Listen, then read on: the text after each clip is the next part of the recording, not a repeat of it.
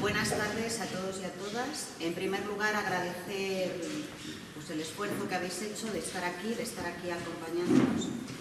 Es una tarde especialmente emotiva en mi caso por estar acompañada por Gaspar y por Montse, que, bueno, como bien sabéis, aquellos que me conocéis, pues son personas a las que les tengo un gran afecto. Sí que es verdad que entre Andrés y yo pues peleamos mucho, que Alberto lo teníamos hasta un poco loco pues para que vinieran y que pudieran estar aquí, porque bueno, yo quería que conocierais y que por la boca de ellos conocierais el proyecto tan bueno y tan interesante, y a mí además me parece que es un proyecto bueno, pues muy ilusionante y que puede ser un buen proyecto político como es Actúa. En este momento ellos están recorriendo pues todo el mundo mundial porque bueno, no para darlo a conocer y para promocionarlo y que la sociedad española sepa que hay otras alternativas y que hay otras formas también de hacer política que tanta falta nos hace.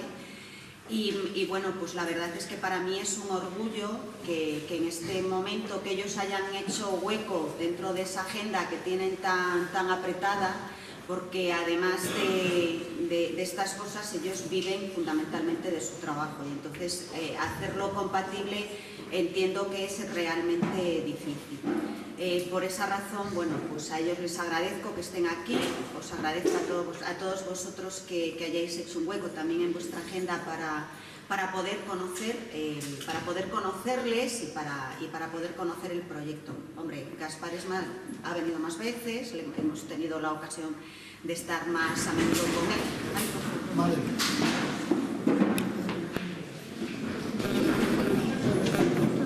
Es que debe de tener la edad que los zapatos.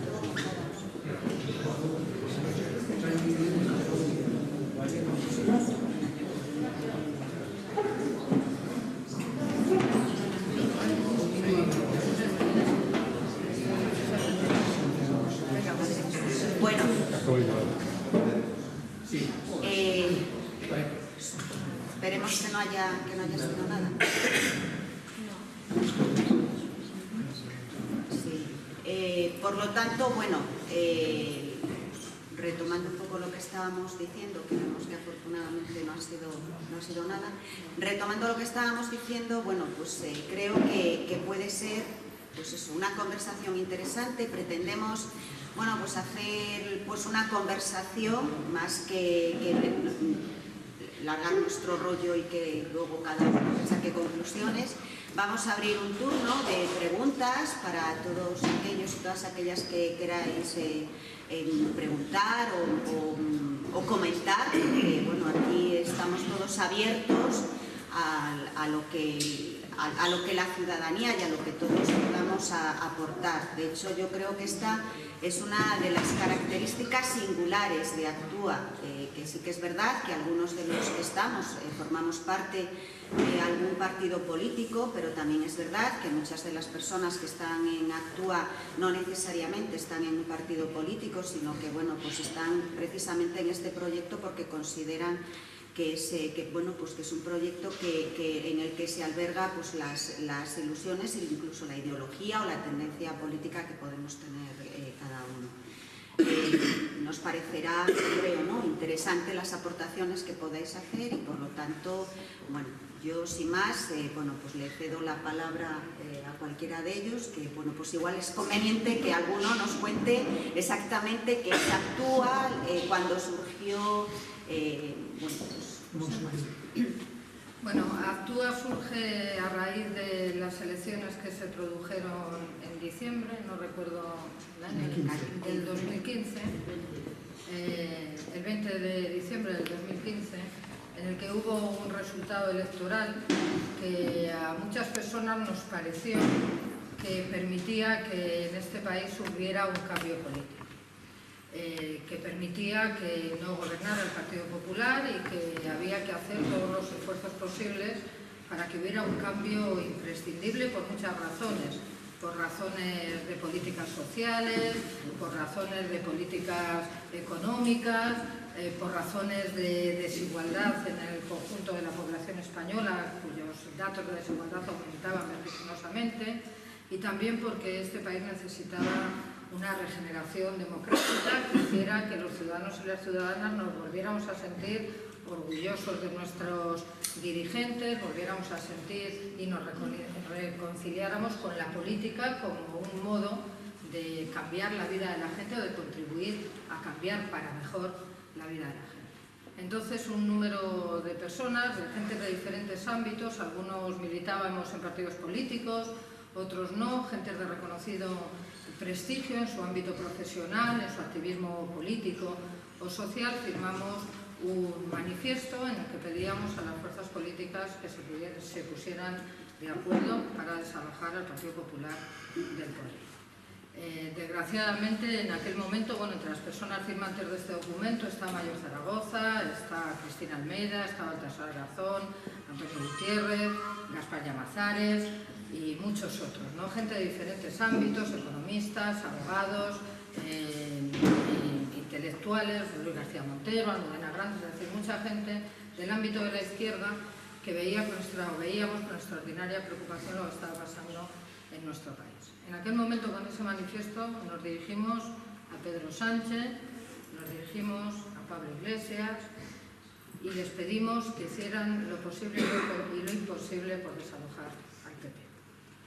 No lo hicieron y nos fuimos a unas nuevas elecciones que fueron las de junio. Y es verdad que si bien el resultado de las de junio era un poquito peor que las de diciembre para articular una alternativa, todavía a nuestro juicio daban los números. Era posible desalojar al Partido Popular. Esta plataforma hizo un acto en Madrid que se llamó No nos resignamos, en el que les volvimos a pedir y reiterar que hicieran lo posible para que desde el consenso y el diálogo el Partido Popular no volviera a gobernar en este país. Nos volvimos a dirigir a Pedro Sánchez, a Pablo Iglesias y elaboramos un documento de mínimos que presentamos también en Madrid y que se le hicimos llegar, que le llamamos Hagámoslo a la portuguesa. Sabéis que en Portugal hay un gobierno plural de la izquierda en el que está el Partido Comunista Portugués, está el Bloque de Izquierdas, está el Partido Socialista Portugués y que está dando unos excelentes resultados de gestión en lucha contra la desigualdad, en desarrollo económico del país, en lucha contra la corrupción, etc. Bueno, también en aquel momento nos dijeron que no era posible, que no había números y que no era posible. En aquel momento, las gentes que pertenecemos a Actúa decidimos, por diferentes razones, algunas de carácter técnico para evitar que nadie utilizara la marca, y otras también de carácter político, porque Actúa nace desde el primer momento con la intención de intervenir en política. No es una plataforma de reflexión en la que nos juntamos gentes más o menos sesudas a hablar del mundo y les decimos a los demás lo que tienen que hacer, sino que nace con el afán de intervenir en la política española, autonómica o local. Intervenir con una propuesta política, que es nuestro proyecto político, y con una forma de hacer política que es la búsqueda del consenso y la búsqueda del diálogo. Si algo echamos nosotros de menos desde aquellas elecciones de diciembre es que no había ninguna capacidad en el país para articular un mecanismo de diálogo que permitiera desbloquear las situaciones y quitar al PP del gobierno. Es verdad que no estamos satisfechos porque lo que ha ocurrido hace muy poquito tiempo, nosotros esperábamos que hubiera sucedido hace 2 años y medio, ¿no? Había los mismos números, era igual de posible haberlo hecho hace 2 años y medio que ahora. Hemos tenido que esperar 2 años y medio, aguantar 2 años y medio más de gobierno del Partido Popular, sufrir el bochorno constante de los casos de corrupción y ver finalmente cómo el partido que gobernaba España pues era condenado en un tribunal por haberse visto favorecido por la corrupción para ir a las elecciones. Yo creo que ese bochorno nos le podían haber ahorrado, porque creo que hubiera sido importante para la credibilidad que tenemos que tener los ciudadanos en la política y en nuestros representantes, que ese esfuerzo que se ha hecho ahora se hubiera hecho hace 2 años y medio. Por eso desde Actúa, que hemos saludado este cambio de gobierno, porque la verdad ya estábamos saturados del Partido Popular, de un gobierno que nos parecía el Pleistoceno, que hablaba de cosas que tenían muy poco que ver con la gente y que hacía políticas sobre todo que iban contra la gente. Y estábamos viendo y seguimos viendo con muchísima alarma la situación del país. Esto probablemente no hubiera ocurrido, o este cambio no hubiera ocurrido sin la marea feminista que se ha producido en España, en el que las mujeres, pues de un modo muy masivo, hemos dicho basta ya, ya está bien, y queremos que no se nos diga que lo nuestro es para mañana, es para hoy, tenía que haber sido para ayer. Y creo que esa marea feminista ha hecho también que, o ha removido muchas conciencias a la hora de ver el gobierno que teníamos, y creo que la lucha de los pensionistas ha puesto encima de la mesa algo que todos sabemos en nuestra vida cotidiana, pero que ellos lo han expresado en la calle de un modo masivo, ¿no? Que es la pobreza y la desigualdad. Muchas personas mayores que tienen pensiones con las que no se puede decir que puedan vivir, pueden sobrevivir, y que contaban lo que ha sido una realidad también en este país que tiene que ver con el paro, con la precariedad, con la pobreza, y es esas pensiones que parece que no dan para vivir y que han dado para vivir a los mayores, a los hijos en paro, que han dado de merendar a los nietos, de comer a los nietos, y que han sostenido, en parte ha sido el colchón que ha sostenido este país, que ha tenido unas tasas de desempleo brutales y que hoy con la precariedad laboral ha hecho que muchos trabajadores y trabajadoras sean trabajadores y trabajadoras pobres. Luchar contra todo eso todavía es una tarea pendiente, porque se ha cambiado el gobierno, pero no se ha cambiado el país, ni se han cambiado las circunstancias en las que vivimos, ni se han cambiado todavía las leyes, sigue habiendo precariedad, pobreza, desigualdad, y luchar contra todo eso se hace con instrumentos. Y nosotros creemos que Actúa es un instrumento que defiende una posición política de izquierdas, que lo defiende sabiendo que la sociedad española es muy plural y que la izquierda es también muy plural, y sabiendo también que es imprescindible el diálogo y es imprescindible el consenso para mejorar las cosas. La izquierda será plural, como es plural también la derecha, pero la pluralidad no impide las alternativas. Si se gestiona bien, la pluralidad ayuda a las alternativas. Y nosotros queremos ayudar a que este país tenga una alternativa de izquierda, no solo un cambio de gobierno, sino una alternativa que haga otras políticas y que cambie el país. Por eso presentamos Actúa en los sitios. Como decía Adelina, la mayoría pues venimos quitándonos Gaspar tiempo de su tiempo acá en el Parlamento, yo consumiéndome mis moscosos que están bajo cero y que me imagino que en algún momento ya tendré que pedir las vacaciones anticipadas para hacer esto, pero bueno, haciéndolo con muchas ganas, ¿no? Porque creemos que hay que defender los proyectos que ilusionan para cambiar las cosas, y creemos que Actúa, o para nosotros lo es un proyecto que está lleno de ilusión, de ganas, de realismo y de sueños, que parece contradictorio pero no lo es, porque para tener sueños nosotros creemos que tienes que ser muy consciente de la realidad en la que vives. Para no vivir en el espejismo y para en vez de sueños no tener espejismos, es bueno conocer la realidad en la que vives y soñar la que quisieras vivir. Y para eso se hace, desde nuestro punto de vista, con política, se hace con trabajo, se hace escuchando, se hace conociendo opiniones diversas, se hace sabiendo que no hay verdades absolutas y se hace colaborando.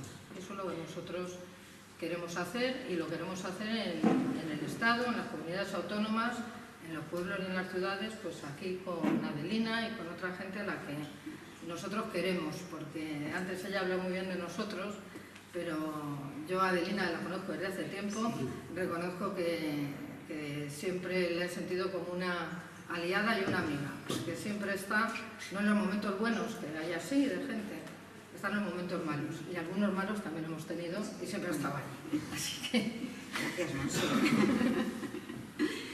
Bueno, podría parecer, con la intervención de Monse, que con la configuración de un gobierno, por fin, ¿no?, después del periodo de prórroga del Partido Popular, que inició su camino como una prórroga agonizante y en los últimos tiempos en una prórroga convulsa, con mucho peligro, pero no para el Partido Popular. El peligro en los últimos tiempos era contaminar las instituciones y acabar con su escasa legitimidad.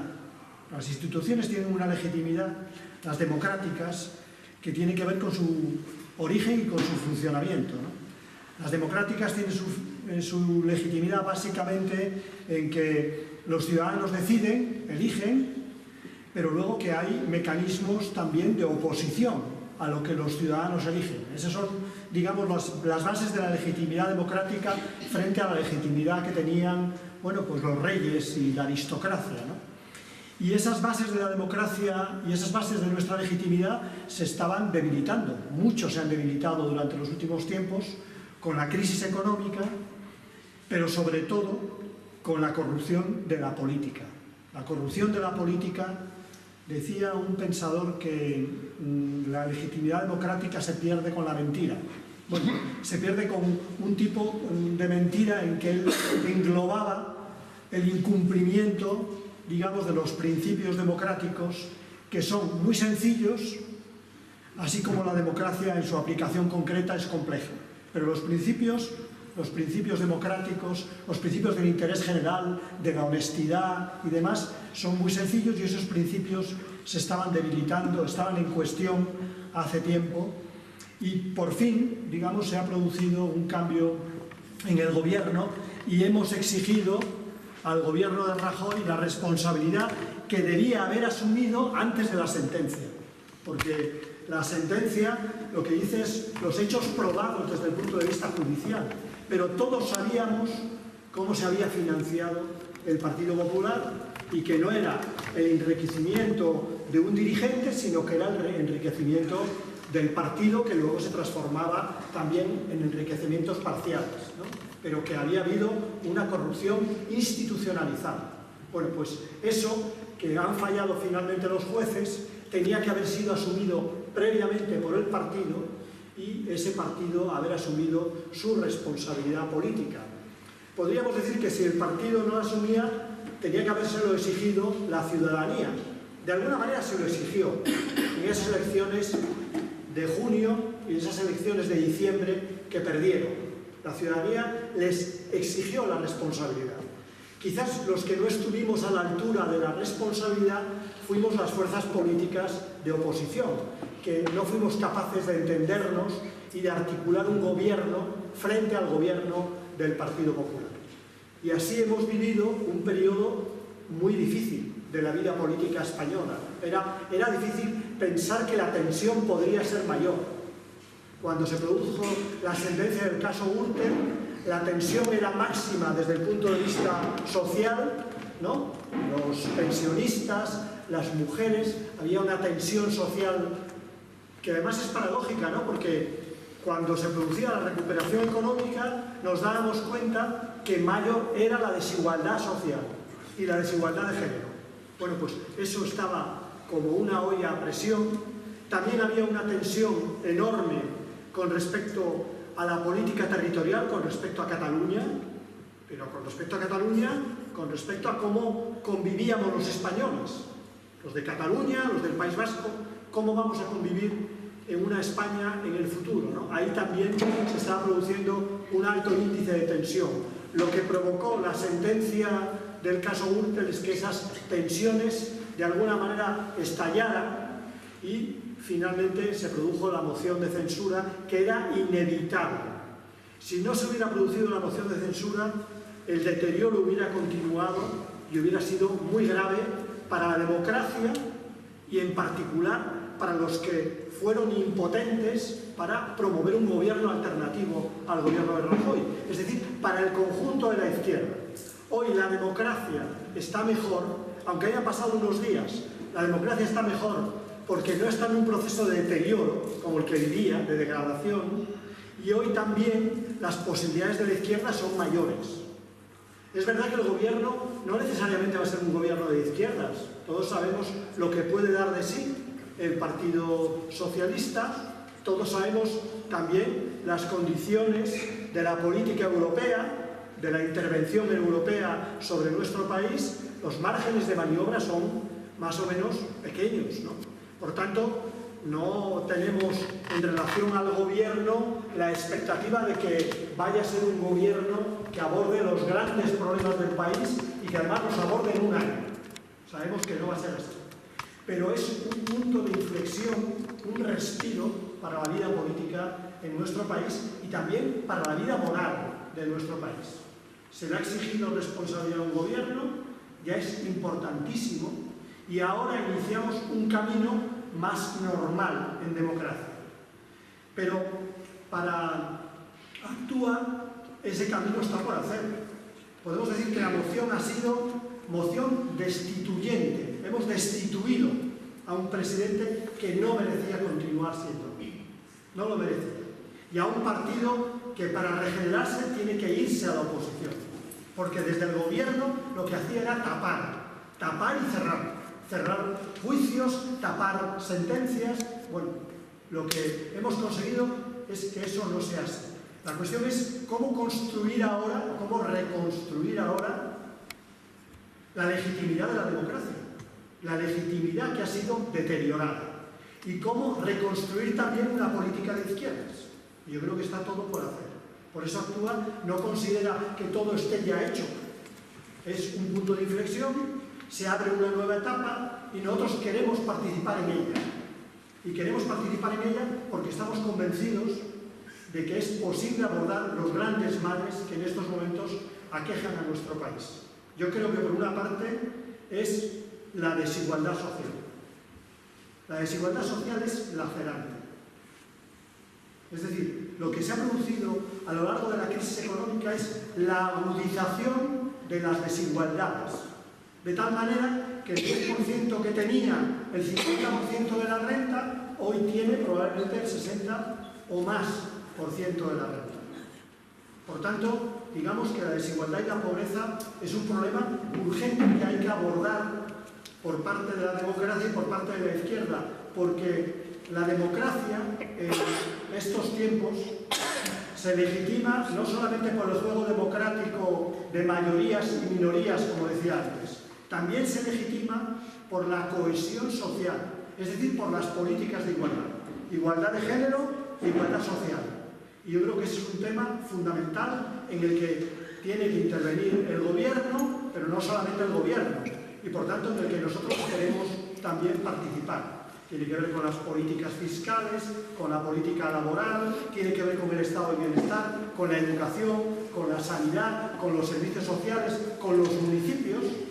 Con todo eso tiene que ver uno de los grandes problemas que tiene nuestro país, que es la desigualdad, que se percibe precisamente en esa imagen del túnel, ¿no? Estábamos en un túnel y la recuperación económica es que el túnel se abre. Pero ¿cuál no será nuestra sorpresa cuando vemos que unos salen del túnel tan rápido que casi ni les vemos y otros se quedan dentro del túnel y no son capaces de salir? Y yo creo que esa es la imagen de la desigualdad. Es lo que han visto los pensionistas, es lo que han visto las mujeres. Y ahí, en pensionistas y mujeres, está toda la política de cuidados que yo creo que está por hacer. Yo creo que la política de cuidados ha saltado por los aires, ¿no? Se basaba en la desigualdad de género, se basaba en un estado de bienestar que en España no hemos podido construir todavía. Tenemos un estado de medioestar y por tanto tenemos por hacer toda la política de cuidados. No os dejéis engañar por aquellos que dicen que el envejecimiento demográfico hace imposible el mantenimiento de la política social. Al contrario. No hay que hablar de envejecimiento solamente, hay que hablar de que nosotros necesitamos tener menos hijos y por tanto las mujeres necesitan tener menos hijos para tener personas que vivan una vida larga, muy larga, y que sean productivos durante toda su vida. Antes eran 5 hijos para sacar adelante a 2 que fueran productivos en una media de 40, 50 años porque alguno se moría por el camino. Ahora eso no es así. Por tanto, yo creo que esa es una tarea importantísima que tiene que hacer la izquierda de repensar el estado social en nuestro país. Y luego, por otra parte, también lo decía antes, tenemos que abordar el otro tema que es el diálogo político entre nosotros para ver cómo vamos a convivir, ¿no? Lo que ha pasado en Cataluña nos ha sorprendido a todos. Yo creo que en España no hemos tenido una salida, digamos, a la crisis económica y a la crisis política como la han tenido en otros países europeos de carácter de extrema derecha o xenófoba, ¿no?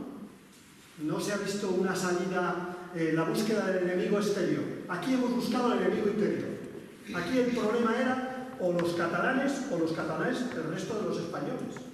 Esa ha sido la salida, llamémosle, populista a la crisis económica y a la crisis política. Pues bien, yo creo que hay que desactivar todo eso. Desactivarlo significa abordar los problemas de fondo, además de no solucionar nuestros conflictos a través de la justicia o a través de las salidas hacia adelante, de las subidas hacia adelante, como fue la Declaración de Independencia, sino a través del diálogo y a través de los acuerdos que normalmente en democracia, como cada uno pensamos de nuestra manera, son insatisfactorios siempre. Siempre. La vida en democracia es la gestión de la insatisfacción, pero es una vida muy diferente a la vida en el régimen aristocrático-monárquico, que en aquel régimen aristocrático era no la insatisfacción, era la vida o la muerte, en muchos casos, ¿no? Bueno, pues eso es lo que nosotros tenemos que gestionar en los próximos tiempos y pensamos que Actúa puede aportar algo a ese debate político. Porque, ¿qué es lo que ha pasado? Termino con ello. Durante este tiempo, para que en 2 años no nos hayamos podido poner de acuerdo. Yo creo que hay, por una parte, la nostalgia del bipartidismo por parte del PSOE, y se ha visto en la configuración del gobierno, un gobierno monolítico en un parlamento muy plural y muy abierto. Yo creo que eso va a traer problemas y habrá que intentar evitarlos o intentar superarlos. Y por otra parte, ha habido la idea, ¿no?, que yo creo que tiene mucho que ver con el populismo, de nada de lo anterior sirve de nada. Lo que hay es que cargarse a todos los anteriores porque no han sabido gestionar la democracia. Yo creo que entre esos dos polos, y lo digo claramente, entre el planteamiento del Partido Socialista y el planteamiento que ha tenido Podemos durante este periodo de 2 años, hay todo un cúmulo de gente que cree que puede defender sus ideas y que puede llegar a acuerdos. Y que además eso es imprescindible para ser mayoría. Porque si no, la lógica del sorpaso, la lógica de la lucha en que tu compañero es más enemigo que tu adversario político, esa lógica nos lleva a que pervive la derecha y a que en su tramo final era la derecha la que se oponía a la derecha. Si os dais cuenta, ahora ha cambiado el eje en 2 días y hemos vuelto a hablar del eje derecha-izquierda. Pero hasta hace poco tiempo era el Partido Popular y Ciudadanos, y ya no se esperaba que llegara una mayoría de izquierdas. Se decía, no, si convocan elecciones anticipadas, por eso las pedía Ciudadanos, va a ganar Ciudadanos y por tanto seguirá la derecha con otros protagonistas. Bueno, pues eso ha cambiado, tenemos una oportunidad y queremos aprovecharla. De eso se trata un poco el trabajo que tiene la izquierda por delante, y al que quiere colaborar también Actúa. Y también lo tenemos que hacer, y ahí tenemos menos tiempo, y tendríamos que hablarlo, en los gobiernos locales y autonómicos. Ahí, si las elecciones generales, como yo pienso que en estos momentos están previstas, es para invierno, un poco más, probablemente para invierno del próximo año, las elecciones autonómicas y municipales son en primavera, son en mayo. Y hay, yo creo que un reto muy importante, tanto en los sitios donde somos gobierno, los llamados gobiernos de cambio, ¿no?, que han sido atenazados por la política de Montoro, es decir, no ha dejado mover una cifra durante este periodo, como en los gobiernos donde somos oposición a los gobiernos de la derecha. Yo creo que ahí tenemos, como ocurre aquí en Ponferrada, yo creo que tenemos un trabajo, bueno, si el otro era un trabajo a largo plazo de luchar contra la desigualdad, recuperar el diálogo político, la igualdad de género, etc., en relación a las elecciones municipales tenemos muy poco tiempo. para reivindicarnos, que dirían los latinoamericanos, para que este periodo de 4 años sea recordado por los ciudadanos y movilice al electorado de izquierdas. Yo creo que eso es uno de los temas que deberíamos poner encima de la mesa y seguramente tú mejor que yo. A ver, yo un poco en la línea esta que decías tú de, bueno, que tenemos esos dos polos, los nuevos partidos que hay que acabar con lo viejo y luego el bipartidismo.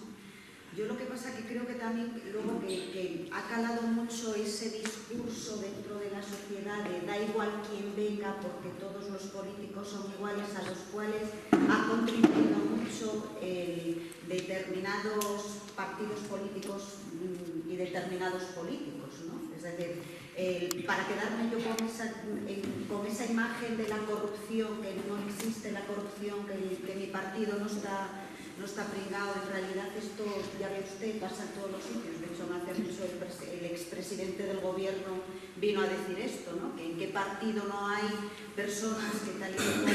Y yo creo que eso también, en cierto modo, ha dañado la movilización del ciudadano que puede votar a la izquierda. Sobre todo, yo creo que a nivel local esto sí que se ha notado especialmente, ¿no? Bueno, después de todo son todos iguales, y da lo mismo que gobierne uno que gobierne otro. Entonces es la desmovilización, ¿no? Porque los que votamos a la izquierda solemos ser así. Es decir, bueno, pues si no estoy de acuerdo, me quedo en casa, pero cosa que no hacen los de la derecha, que van ellos siempre votan y siempre se apoyan en sí mismos. Y luego hay otra cosa que me parece muy interesante que comentaste tú en cuanto a la desigualdad, la pobreza. Fíjate, en los estudios que se han hecho, que hace Cáritas, que además hace muy buenos estudios sobre la pobreza, hace pues aproximadamente 15 años o algo así, el perfil de la pobreza era una persona mayor con una pensión que, bueno, como bien sabéis, el umbral de la pobreza está en torno a los 8.000 euros anuales por persona. Es verdad que en este país hay muchas familias y muchos ancianos que viven pues con pensiones de ese tenor, ¿no? Y sin embargo, en este momento el perfil de la pobreza es una mujer con personas dependientes, y eso se debe a la precariedad laboral, donde, bueno, pues las familias, sobre todo las monomarentales, pues tienen muchas dificultades, ¿no? Para salir. Y yo creo que eso es lo más sangrante que podemos vivir. O sea, eso es una cosa terrible. Y esto, por ejemplo, en los municipios más pequeños, como puede ser en el caso de Ponferrada, algo que yo creo que todos los presentes vivimos, y en una ciudad como esta, que es una herencia de la minería, donde se le llegó a llamar la ciudad del dólar, y donde parecía que todos vivíamos muy bien, que no por encima de nuestras posibilidades, que quede claro, pero bueno, que hemos vivido bien, donde ha habido siempre trabajo, y bueno, pues que la gente se ha ganado bien la vida. Algo que nos sorprendió en los primeros años de la crisis era encontrar gente buscando en los contenedores, ¿no? Y eso yo creo que fue algo que nos hizo, bueno, pues nos dimos de bruces, ¿no? Con la realidad tan terrible en la que estamos. Y ahora incluso eso parece que lo tenemos asumido. Y a mí es una cosa, a mí especialmente, que considero que no tenemos, ¿no? Como ciudadanos, porque soportar.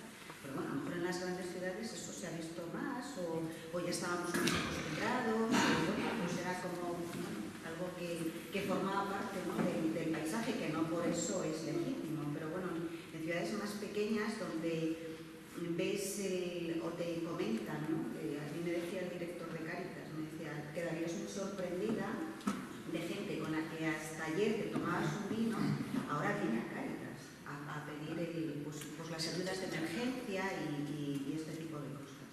Entonces, a mí por eso sí que me parece pues un proyecto ilusionante y para intervenir en acabar con estas cosas que yo creo que además a mí es que me parecen como de sentido común. No sé lo que pensará el resto de la gente. Yo, en relación con lo que tú dices, además, en las mujeres que hoy la pobreza tiene cara de mujer, eso todos los elementos lo dicen. Yo creo que tiene que ver varias razones, ¿no? Primero, las familias en las que hay una mujer con hijos a cargo, que son más de las que pensamos. Sí, de hecho, cuando ves en la situación, o bien porque ha habido situaciones de separación y divorcio en el que los padres de los niños no se han hecho cargo de de sus responsabilidades, es decir, por diferentes razones. Y luego hay otra razón, y es que una buena parte de las mujeres, porque asumimos una parte de los cuidados, somos mujeres que trabajamos a tiempo parcial.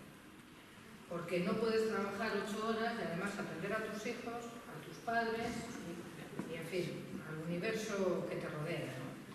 Al final tienes muchas mujeres que trabajan menos horas porque no pueden objetivamente cumplir sus obligaciones o sus afectos, cumplir con sus afectos y con su deseo de cuidar a la gente que quieren si trabajan 8 horas. Y de eso ha abusado el contrato a tiempo parcial que se pensó para las mujeres.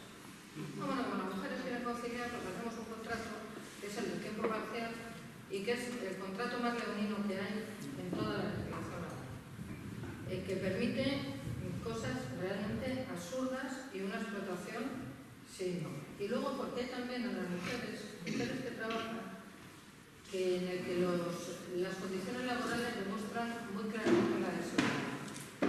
Hay un ejemplo de 2 convenios colectivos en el que hombres y mujeres en teoría hacen lo mismo, la misma actividad en diferentes espacios y que están pagados de un modo muy distinto, ¿no? Y que se caen muy pocas veces, que es el de mujeres. Limpieza de edificios y locales es un sector que ocupa mayoritariamente a mujeres y es uno de los convenios con las retribuciones más bajas y con las condiciones laborales peores. Limpieza de vías urbanas, que está bien limpiar las calles, es uno de los mejores convenios que hay. Esa limpieza la hacen los hombres. Se ha deteriorado el valor del trabajo de las mujeres y se deteriora también en la negociación colectiva. Y eso hace que los salarios de las mujeres sean también menores. O sea, que esa feminización de la pobreza no tiene solo que ver con una situación de desigualdad o de marginalidad, que a veces podemos pensar, bueno, es que hay mujeres que lo están pasando fatal, que no encuentran trabajo, porque tal. No. Tiene que ver con trabajadoras, con mujeres trabajadoras, que trabajan a veces 8 horas en limpieza de edificios y locales y que tienen un salario miserable, con el que no pueden vivir. Yo en mi pueblo, yo he sido alcaldesa de San Fernando de Henares, de mi pueblo, 12 años, y conocí a muchos vecinos y vecinas, ¿no? Y la crisis, por ejemplo, te dio lo que tú decías. Yo me encontraba una vecina en el mercado y decía, ¿qué tal te va la vida? La que vive en un chalet frente de mi casa. Muy mal. Están en chalet. Dice, pues es que voy a Cáritas a por comida. No puedo vender el chalet porque vale menos que lo que debo de hipoteca. Con lo cual, si le vendo, no cubro ni la hipoteca. Me quedo con deuda y sin casa. Tengo un salario de 700 euros y 2 hijos. Y a mí no me llega para comer. Si pago la luz, si pago el agua, ya la comida o me la da Cáritas o no como. Gente que está trabajando. Porque la crisis lo que ha hecho ha sido devaluar los salarios de este país de un modo vergonzoso.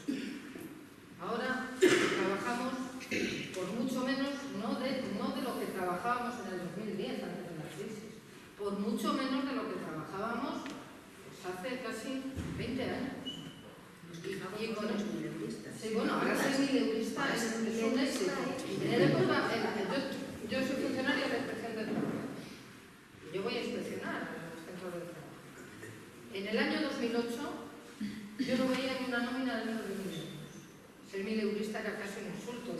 Estos jóvenes que cobran 1.000 euros. Qué vergüenza, qué pena, qué vergüenza, ¿no? Bueno, pues yo ahora os puedo asegurar que no veo una nómina de 1.000 euros. Con prorrata de paga, lo que viene en nómina de los trabajadores de este país son 830 euros. Con la prorrata de paga. Con esas condiciones, con esa devaluación salarial, tiene que haber pobreza necesariamente, porque los precios han subido, los servicios básicos han subido, la luz, el agua es un escándalo, los precios que tienen, y los salarios han bajado muchísimo. Entonces tú puedes estar trabajando incluso 8 horas y tener que ir a Cáritas a por comida. Porque como tengas que pagar la luz, el gas, tengas 2 hijos, o tengas que atender a tus padres, o haya una persona con una discapacidad en casa que necesita algún tipo de ayuda especial, con 750 euros, trabajando 8 horas al día, tú no consigues vivir, o te dan la comida o no. todos conocemos los niños. La pobreza infantil. La pobreza infantil, que esa sí que me parece la mayor vergüenza de un país. Pues un país consienta que haya niños pobres, eso me parece que es una desvergüenza de las casas más elevadas de la Unión Europea. Pero claro, esas personas que no existe hasta que vas y ves a los niños. Yo tengo un hijo de 6 años y entonces conozco a los padres de los niños y tienes a la vecina que de pronto dice: mi casa no entra más que un filete de pollo. Yo no puedo hacer otra cosa. Es decir, hay niños que probablemente tú les ves en la calle y dices: vamos, no son pobres, pero tienen déficits alimentarios porque es verdad que no te dan, que no hay dinero para que la gente pueda vivir con dignidad. Y eso es lo que se ha llevado la crisis por delante, el sueño de poder vivir con dignidad. Es decir, bueno, yo vivo normal, puedo ir a la compra y comprar una alimentación equilibrada para mí y para mi familia. Y puedo, bueno, si no me voy de vacaciones por ahí, por lo menos irme al pueblo a ver a la familia y pasarme unos días y en verano tomarme una caña en una terraza. Bueno, pues eso hay hoy muchísimas familias que no pueden hacer lo que la crisis se lo ha llevado por delante. Y que las generaciones más jóvenes están entrando en un mercado laboral que yo te lo comentaba con Adelina, que a mí lo que más me sorprende cuando voy a inspeccionar y hablo con las chavalas, los chavales que están currando, es cómo han interiorizado la precarización. Cómo la han interiorizado como el mercado laboral real. Cuando dices, es que debería ser el coyuntural, no el real. O hacemos un esfuerzo también porque la gente también más joven sepa que está viviendo eso no porque sea lo posible, sino porque algunos han querido que eso sea lo que hay. No es que esa no tiene por qué ser la realidad. Esa es la realidad que algunos cuantos han decidido que tengamos. Pero esa no es la realidad, se puede tener otro mercado laboral. Que no lo interioricen como si fuera lo único posible, porque no es cierto. Que puede haber un mercado laboral mucho mejor y unas condiciones laborales mucho mejores, ¿no? Y que hagan el esfuerzo de pensar que las cosas no ocurren porque sean inevitables, sino porque hay alguien que ha decidido que la crisis en este país la paguen los trabajadores. Lo ha decidido, no es que fuera la única salida, es que han decidido que esa sea la salida. Y hay otras. Y por lo tanto, como la mayoría vivimos con nuestros trabajos, sería bueno que pensáramos que luchar contra la precarización laboral es luchar también contra la pobreza y que luchar contra la desigualdad salarial es luchar contra la pobreza y que casi todos en algún ámbito de nuestra vida podemos hacer algo. Pero por ejemplo, ¿por qué los presidentes de gobierno cobran una pensión vitalicia que no la deberían de cobrar? ¿Y por qué los de la limpieza somos los últimos datos del grupo?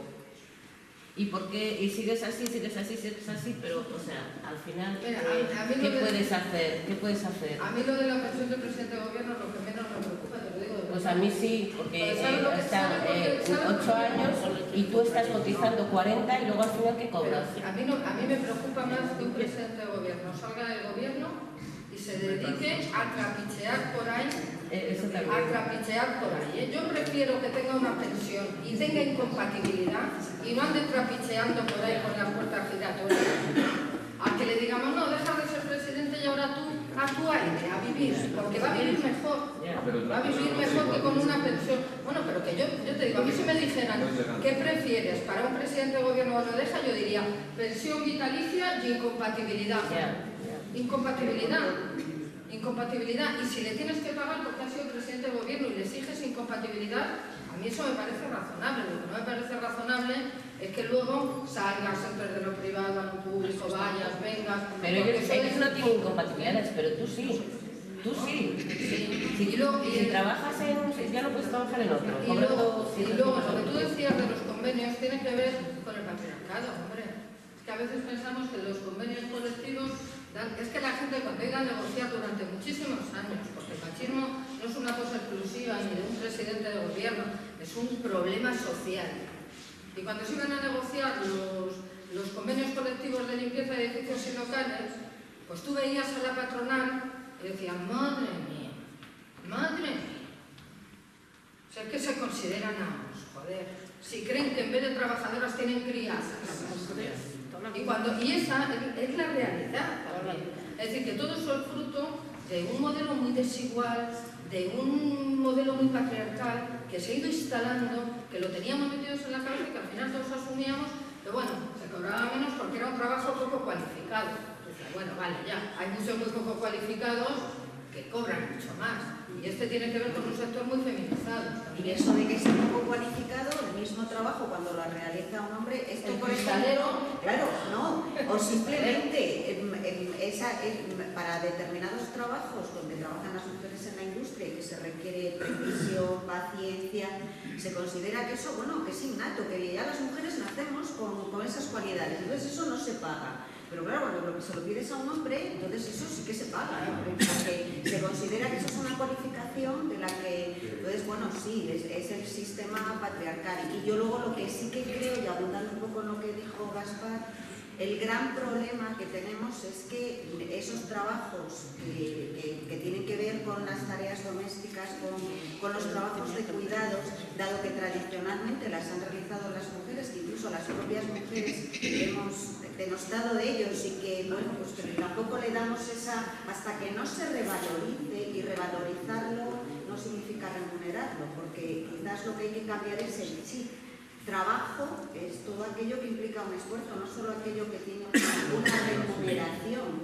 Entonces, hasta que eso no se revalorice, pues cuando eso por extensión se hace en el ámbito público, tenemos lo que tenemos en este momento. Entonces, pues, a mí me parece sangrante el caso de las famosas Kelly, ¿no? O sea, que te paguen 2 euros por cada habitación de hotel o 3 euros, es que me parece, de verdad que me parece sangrante. Hay casos malos.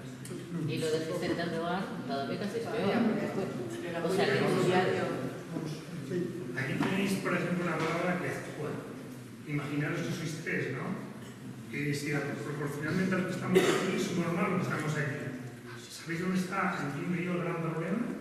Vosotros actuáis y nosotros no actuamos. Entonces, se ve, por ejemplo, en esta comarca del Bierzo, decía Adelina, en los tiempos de ella y míos salimos con esfuerzo, con becas a estudiar. Apareció la pizarra, apareció la minería y lo hundió todo. Porque los jóvenes prefirieron ir a la pizarra, a la mina y no a estudiar. Lo que carece fundamentalmente es así.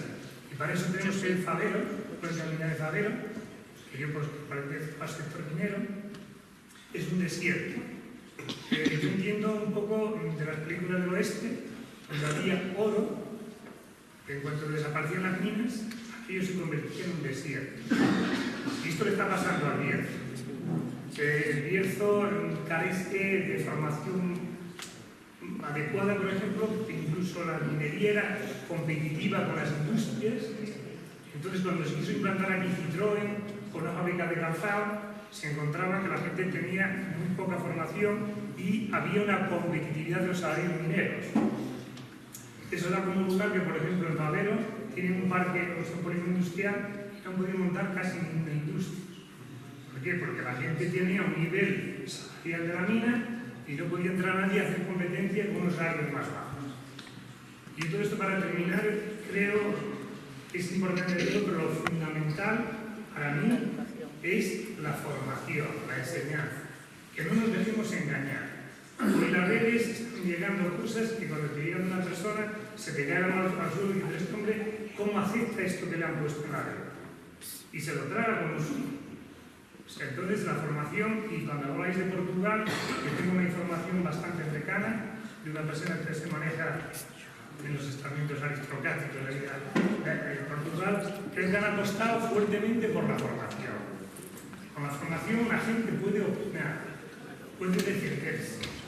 Y si no, yo voy a poner ya para terminar un ejemplo. Yo trabajé en una mina que me encontré con una gran sorpresa, que trabaja la gente bajo cronometración. Y para mí la mayor satisfacción que tenía es cuando un señor me reclamaba 5 céntimos de nómina diaria, que salía nómina diaria en el trabajo. Me encantaba. Y sin embargo me encontraba con gente que nada más que hacía blasfemar y no sabía interpretar lo que no le pagaba. Eso para mí era lo mejor que había vivido en la vida. Que se supiesen defenderse, que supiesen calcular, que supiesen. Porque si no, no vamos a ningún lado. ¿Quieres hacer una formación? Lógicamente derivada a la privada. Pero se van a hacer exámenes públicas y más o menos para que este colegio no va bien, le vamos a quitar la subvención porque total no lo produce. Y cada vez, para mí, la enseñanza va cada vez peor y es la clave de todo.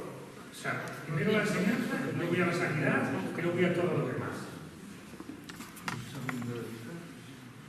Yo, si me permites, en ese sí que estoy de acuerdo contigo, y no porque sea docente.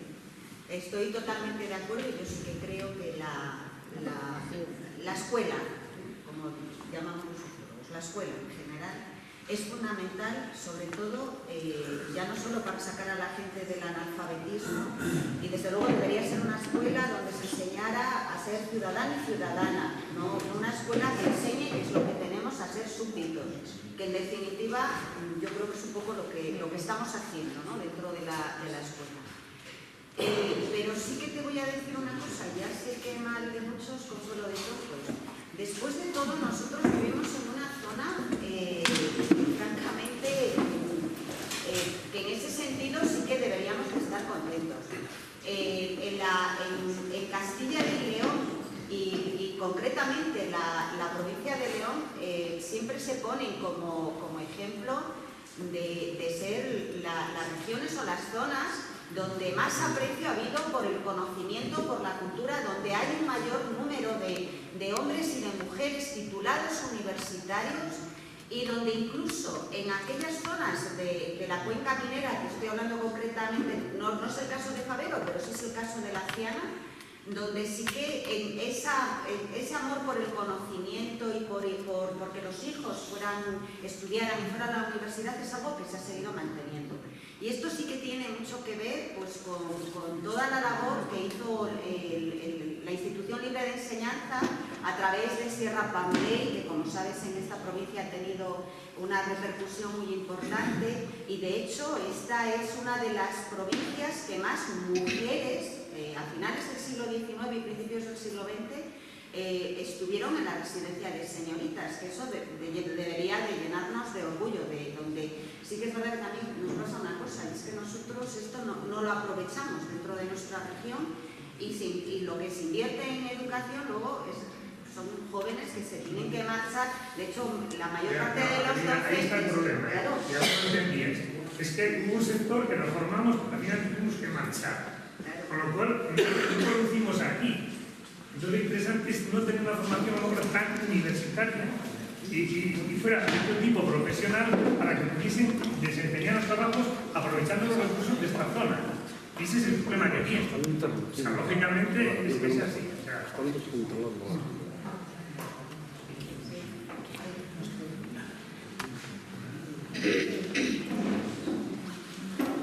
en estos 2 últimos años, la situación vimos cómo se iba deteriorando, la política entraba en una crisis grave de degeneración. Teníamos 2 temas clave que preocupaban a la gente, que era Cataluña y que era la actuación del gobierno, etc. Y de repente, como decía un político de Galicia, pasó lo que pasó y rapidísimo se hizo una moción de censura que lo cambia todo. Y en ese cambio, claro, se da la salida, que puede ser la salida de un trayecto de un año hacia unas elecciones nuevas, en una situación nueva. Entonces, sería interesante preguntar, intentar entender desde el punto de vista de la audiencia cómo veis vosotros esa foto desde el punto de vista de Actúa que nos va a llevar a las siguientes elecciones, porque el gobierno se monta, como dice Gaspar, monolítico. Pablo Iglesias ya se enfada porque ve que se queda fuera. ¿Y cuál es, digamos, desde el planteamiento de Actúa, ese trayecto que nos va a llevar a las elecciones, las alianzas que puede ir se tejiendo, etc.? Porque nos vamos a ver con esas elecciones que van a ser muy difíciles, municipales y autonómicas, a lo mejor en un año. Bueno, yo creo que en primer lugar es un escenario mejor para la democracia y para la izquierda, ¿no? El escenario anterior hubiera sido un deterioro muy importante y una desmovilización de los electores y de los ciudadanos en general, ¿no? Hubiera sido una crisis democrática muy importante de este país, que sumar a la insatisfacción de la recuperación económica, de una recuperación económica injusta. Yo creo que eso, en primer lugar, es, por tanto, un escenario abierto, mejor que el anterior. Pero yo venía a comentar también que siempre y cuando aprendamos de nuestros errores, aprendamos de lo que no hicimos bien. Y yo creo que lo que no ha hecho bien la izquierda durante este periodo ha sido entenderse, dialogar y reconocerse a sí misma, ¿no? Yo creo que hay por parte del Partido Socialista una nostalgia de monopolio de la izquierda, por la cual, bueno, pues la única alternativa en este país es una mayoría de nuevo del Partido Socialista, y eso no va a volver a corto plazo. La expresión y la representación política de los ciudadanos va a seguir siendo, como habéis comentado también en el terreno económico, muy diversa, muy plural. Por tanto, hay que aprender a cómo gobernar en diversidad, cómo gobernar en pluralidad. Y en ese sentido, no parece un buen mensaje ni ese modelo de gobierno, que sí tiene buenos mensajes, buenos gestos. Yo creo que el principal de ellos, el que tiene que ver con la presencia de la mujer, ¿no?, con las políticas de género. Yo creo que eso anuncia un camino que no solamente es un gesto, es un cambio que tiene consecuencias, ¿no? Pero hay algo que tiene que pensar el gobierno, y es si este modelo de gobierno es el modelo que tiene que ver con la actualidad de hoy. No, este modelo de gobierno tiene que ver fundamentalmente con las preocupaciones de recomposición del Partido Socialista, ¿no? Y en ese sentido, lo explicaba antes, Sánchez tiene una gran ventaja, y es que tiene a una parte importante del partido en contra.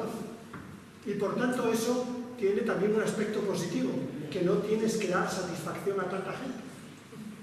¿Sí? Que puedes hacer un gobierno como el que ha hecho, que es un gobierno, digamos, con mayor nivel profesional de los que ha habido hasta ahora, con, como él dice, personajes, pero yo creo que eso no basta. Con ser importante y reconocer los cambios que se han producido. No basta porque el Parlamento es como es. Y el Parlamento es un reflejo de la sociedad española. La sociedad española está muy fracturada, muy dividida. No solamente entre Cataluña, País Vasco, el resto de España, no. Está fracturada también en términos generacionales. No hay más que ver los partidos. Hay partidos de los mayores, partidos de los jóvenes. Está fracturada en términos interior-costa. Hay partidos del interior y partidos de la costa española. Hay partidos urbanos y partidos rurales, ¿no? Yo creo que eso muestra la fractura de la sociedad española. Bueno, pues un gobierno que quiera gobernar un país así es un gobierno diferente. No puede ser el mismo gobierno que se haría en las épocas de mayoría absoluta del PSOE o en las épocas de mayoría minoritaria. Tendría que ser algo muy diferente, y este gobierno, que va a durar un año, tiene que aprenderlo y tiene que ejercerlo, el gobierno y la oposición, los dos, ¿no? Porque no está bien que el gobierno pretenda totalizar cuando tiene un número exiguo de diputados. No puede totalizar a la izquierda, ni tampoco creo que la izquierda, lamentándose y anunciando tormentas, vaya a ser, digamos, convincente con el gobierno en que la política debe ser una política plural.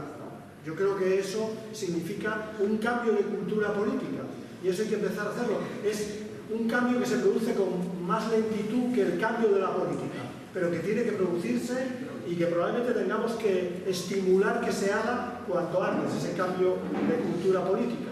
Porque si seguimos con la cultura política del bipartidismo, la gestión de un gobierno en minoría es muy difícil, muy complicada, porque tienes frente a ti a las derechas, a la derecha del Partido Popular y a la derecha de Ciudadanos, que va a aprovechar cualquier oportunidad en relación a la política territorial para segarte la hierba, eso lo tienes ahí, y luego tienes también una insatisfacción de parte de los representantes de la izquierda que van a considerar que tú con tu política pretendes competir con sus espacios electorales o pretendes comerte sus espacios electorales.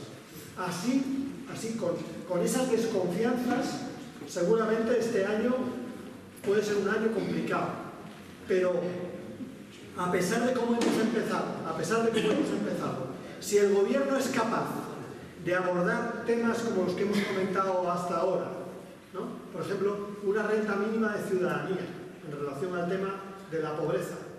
Es una propuesta de los sindicatos y es una propuesta que tiene un gran consenso en la izquierda. Yo creo que esa es la principal propuesta, en mi opinión, frente a la pobreza. O, por ejemplo, la reforma laboral para recuperar los convenios, para recuperar el poder de representación de los trabajadores. Yo creo que hay elementos que pueden ir cohesionando esa diversidad que hay en la izquierda y eliminando las desconfianzas que creo que siguen todavía muy presentes y sobre todo que puede ir cambiando la cultura política.